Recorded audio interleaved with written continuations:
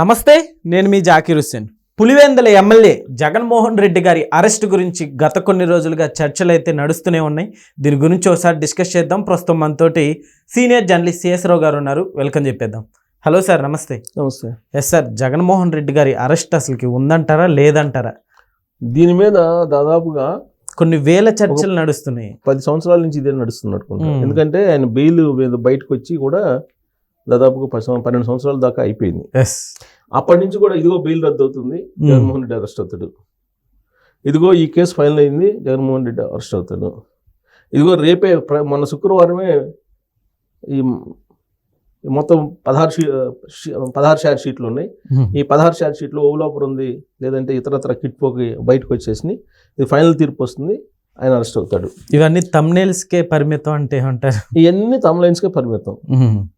ఏమనేది ఉంది, తమ్లైన్స్కే పరిమితం. ఏ రోజు వాస్తవ రూపం దాల్సలా. ఈవెన్ మనం కూడా క్వశ్చన్ మార్క్ పెట్టి అనేక సందర్భాల్లో జగన్మోహన్ రెడ్డి అరెస్ట్ అని చెప్పి మనం న్యూస్ ఇచ్చాం. ఎందుకు ఇచ్చాము? జర్నలిస్ట్కి ఆ రోజు వచ్చినటువంటి ఇన్ఫర్మేషన్, ఆ రోజు కనిపించినటువంటి పొలిటికల్ మూమెంట్స్, ఆ రోజు ఉన్నటువంటి సిచ్యువేషన్ని అనలైజ్ చేసుకొని ఒకవేళ అరెస్ట్ అవుతాడేమో అనేది క్వశ్చన్ మార్క్ పెట్టుకొని ఇస్తూ ఉంటారు. అయితే జర్నలిస్టుల అంచనాలకి, రాజకీయ విశ్లేషకుల అంచనాలకి, మేధావుల అంచనాలకి, అలాగే జ్యుడిషియరీ వాళ్ళ న్యాయ వ్యవస్థలో ఉండే న్యాయవాదుల అంచనాలకి అందనంటు విధంగా జగన్మోహన్ రెడ్డి గారి అరెస్ట్ కనిపిస్తోంది. దీన్ని ఒక ముక్కలో చెప్పాలంటే ఎండమావిగా కనిపిస్తుంది. ఎండమావి అంటే ఏంటి? మనం ఇక్కడి నుంచి చూస్తుంటే మనకేదో మేఘాలు దూరంగా నీడలాగా కనిపిస్తూ ఉంటుంది, తీరాడకపోతే ఎండ కాస్తుంటుంది. సో దాన్ని ఎండమావి అంటారు. దూరం నుంచి చూస్తే మనకి నీడ ఉన్నట్టు కనిపిస్తూ ఉంటుంది మనం జనరల్గా.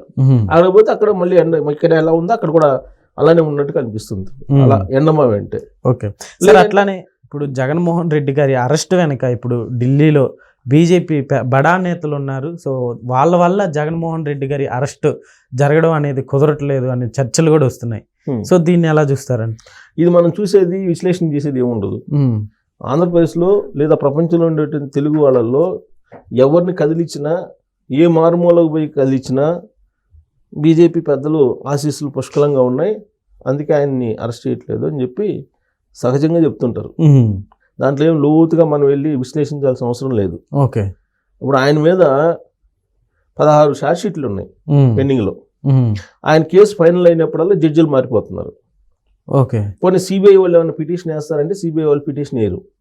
ఇప్పుడు సిబిఐ వాళ్ళు ప్రతి శుక్రవారం ఆయన కోర్టుకు హాజరు కావాలండి. ముఖ్యమంత్రి కాబట్టి నాకు మినహాయింపు ఇవ్వండి అని చెప్తే మినహాయింపు ఇచ్చారు.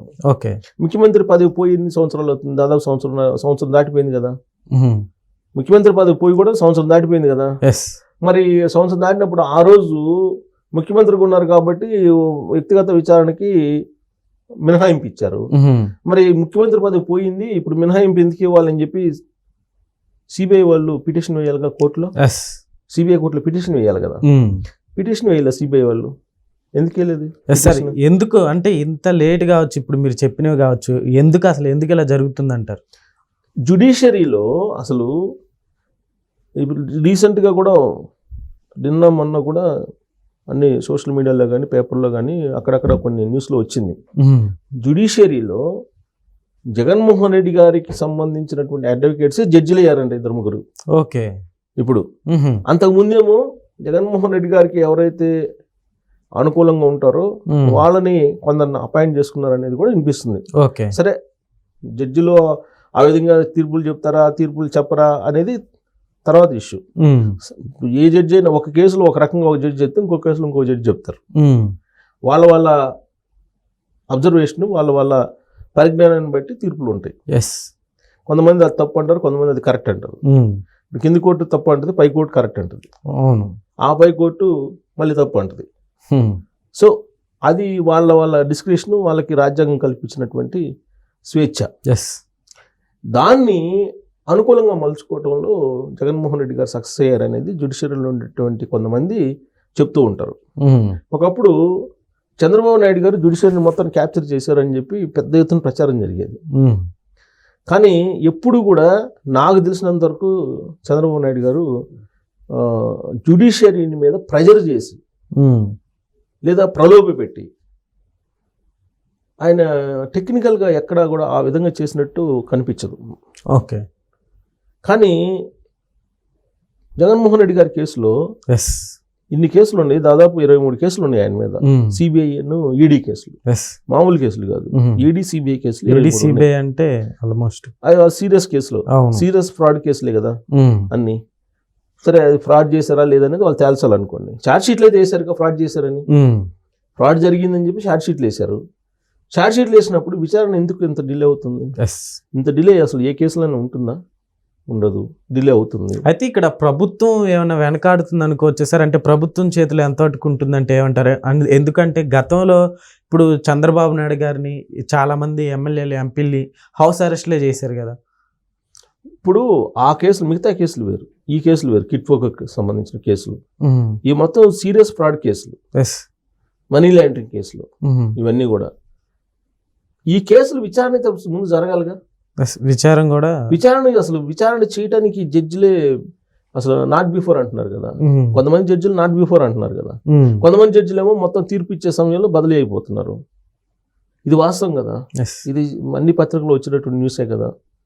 మరి జగన్మోహన్ రెడ్డి గారు మరి ఏ విధంగా ఈ కేసుల నుంచి, లేదంటే కేసుల నుంచి బయటపడటం కన్నా కూడా ఆయన ఇండియన్ జ్యుడిషియరీలో ఉండేటువంటి కొన్ని లోపాలు ఏవైతే ఉన్నాయో వాటిని ఏ విధంగా ఆయన ఉపయోగించుకుంటున్నారు అనే దానికి నిదర్శనంగా కొంతమంది న్యాయవాదులే చెప్తున్నారు కదా మీడియాలో. వాళ్ళే బయటకు వచ్చి చెప్తున్నారు కదా మీడియాలో. చాలా మంది న్యాయవాదులు చెప్తున్నారు, మనం చెప్పడం కదా, చాలా మంది న్యాయవాదులే చెప్తున్నారు. ఇప్పుడు అసలు ఎందుకు ఎంత డిలే అవుతున్నాయి అని అంటే అందరికి తెలిసిందే, బీజేపీకి సంబంధించినటువంటి పెద్దలు ఆశీస్సులు ఉన్నాయని. సరే అవంటే సెంట్రల్ గవర్నమెంట్ పరిధిలో ఉన్నటువంటి కేసులు, సిబిఐ గాను ఈడీ కేసులు. మరి రాష్ట్రంలో ఉండేటువంటి కేసుల పరిస్థితి ఏంటి? మరి రాష్ట్రంలో ఉన్నాయి కదా. ఇప్పుడు లిక్కర్ స్కామ్ ఉంది, లిక్కర్ స్కామ్కి సంబంధించినటువంటి సీరియస్గా విచారణ జరుగుతుంది. ఇదే ముఖ్యమంత్రి చంద్రబాబు నాయుడు గారు 2024 ముందు 2024 తర్వాత ల్యాండ్ స్కాము, అలాగే మైనింగ్ స్కాము, లిక్కర్ స్కామ్ జరిగిందని చెప్పి పవర్ పాయింట్ ప్రెజెంటేషన్ ఆయన ఇచ్చారు కదా. ఆయన ఏం చెప్పారు? 30,000 కోట్ల రూపాయల పైగా లిక్కర్ స్కామ్ జరిగింది అన్నారు. సరే 30,000 కోట్ల 3,000 కోట్ల అనేది ముందు తేల్చాలంటే అసలు ఎవరు ఇదంతా చేసింది అనేది ముందు తేల్చాలి కదా. ఆ కేసులైనా ఈయన అరెస్ట్ చేయాలి కదా మామూలుగా. సో ఇక్కడ ఆంధ్రప్రదేశ్కి సంబంధించినటువంటి ఇష్యూస్లో ఉన్నటువంటి కేసులనైనా అరెస్ట్ చేయాలి కదా ఆయన్ని, కానీ అరెస్ట్ చేయట్లేదు. ఎందుకు అరెస్ట్ చేయట్లేదు అని అంటే ఎవరు అవును అనుకున్నా కాదనుకున్నా ఎన్డీఏ గవర్నమెంట్ ఉంది ఢిల్లీలో, రాష్ట్రంలో. కాబట్టి కూటమి సమిష్టి నిర్ణయం తీసుకుంటే తప్ప ఆ అరెస్టులు అనేది కాదు. సమిష్టి నిర్ణయంలో భాగంగా చర్చ అయితే పెట్టాలిగా. చంద్రబాబు నాయుడు గారు ముఖ్యమంత్రి అయినప్పటికీ కూటమిలో కీలక భాగస్వామిగా ఉన్నట్టు బీజేపీ తోటి అయితే ఆయన అభిప్రాయాన్ని పంచుకోవాలిగా, అక్కడి నుంచి అంగీకారం తీసుకోవాలిగా. అక్కడ అంగీకారం రాకపోతే చంద్రబాబు నాయుడు గారు ఏం చేయగలరు? ఏం చేయలేరు కదా. చంద్రబాబు నాయుడు గారు ఇండివిజువల్గా తెలుగుదేశం పార్టీ అధికారంలో లేదు కదా ఆంధ్రప్రదేశ్లో. అవును, ఉంది ఎన్డీఏ ప్రభుత్వం. ఎన్డీఏ ప్రభుత్వం అంటే సమిష్టిగా జనసేన ఒప్పుకోవాలి ఆయన అరెస్ట్కి, బీజేపీ ఒప్పుకోవాలి. సరే తెలుగుదేశం పార్టీ ఎలాగో అధికారంలో మేజర్ భాగస్వామి. కూటమి నిర్ణయం కావాలి. ఈ కూటమి నిర్ణయం కావాలంటే ఢిల్లీకి ప్రతి అంశం చెప్పాలి, కీలకమైన అంశాలన్నీ. అందువల్ల లేట్ అవుతుంది అనుకోవచ్చు. మరి అంతే కదా, కీలకమైన అంశం కదా. జగన్మోహన్ రెడ్డి గారిని అరెస్ట్ చేయడం అనేది కీలకమైన అంశం. సో ఆ కీలకమైన అంశంలో ఏకాభిప్రాయం సాధించాలి కదా. ఏకాభిప్రాయం లేకుండా కూటమిలో ఈ కీలకమైన అంశాలు ఒక్కటి కూడా ముందుకు పడు. జగన్మోహన్ రెడ్డి గారిని అరెస్ట్ చేయని చెప్పి నరేంద్ర మోడీ గారు లేదా అమిత్ షా గారు చెప్తారా? ఇప్పటి వరకు వాళ్ళు చెప్పలేదు అంటున్నారు. చెప్తే కనుక ఈ పాటికి అరెస్ట్ చేసిన వాళ్ళు ఆధారాలు ఉన్నాయి, ఇదిగో ఆధారాలని చెప్పుకునే వాళ్ళే. ఆధారాలు ఆల్రెడీ ఎప్పటికప్పుడు ఢిల్లీ వెళ్ళినప్పుడల్లా ఎక్స్ప్లెయిన్ చేస్తున్నారు, అప్డేట్ చేస్తున్నారు కేసులకు సంబంధించి.